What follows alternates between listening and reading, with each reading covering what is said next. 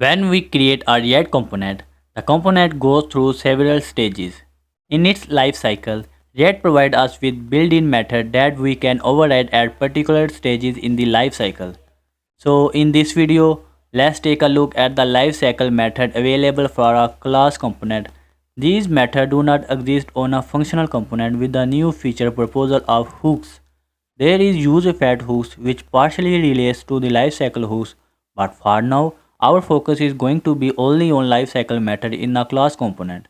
The lifecycle method had their fair share of changes over the years. The methods we will be discussing now are for reactivation 16.4 and above. We can merely classify the method into four phases: mounting, updating, mounting, and error handling. The mounting lifecycle methods are called when an instance of a component is being created and inserted into the DOM. The updating lifecycle methods are called when a component is being rendered as a result of changes to either its prop or state. The unmounting lifecycle method is called when a component is being removed from the DOM. And lastly, the error handling method are called when there is an error during rendering in the lifecycle method or in constructor of any child component. Now during the mounting phase, we have four methods: constructor, a static method, gets derived state from props render, and components that mount. During the updating phase, we have five methods: a static method, gets derived state from props, again should component update, render a snapshot before update, and components did update during unmounting.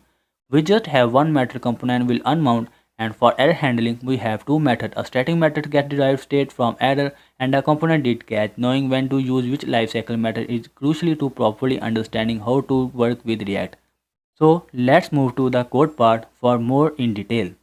Now that we have basic understanding of how React component render its content, we are gonna talk a little bit more about the life cycle of an application.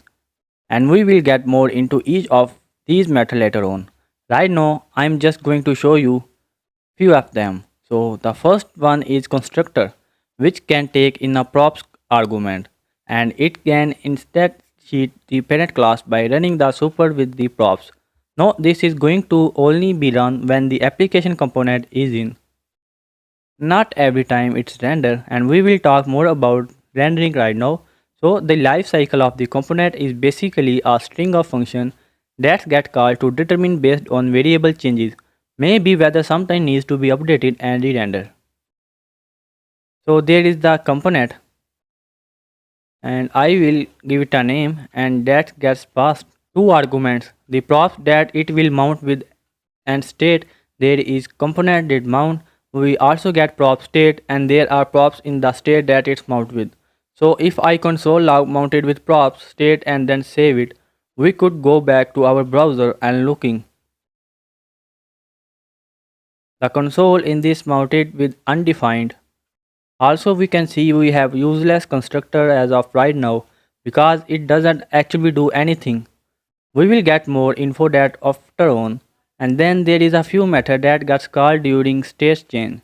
So if I console log mounted with prop state and then save it, we could go back to our browser and looking. The console in this method is mounted with undefined. Also we can see we have a useless constructor as of right now because it doesn't actually do anything. We will get more into after later on. And then there is a few method that gets called during a state change. The property and the state that will update to. So if the property update, and we will get more into the props and state here in the next video.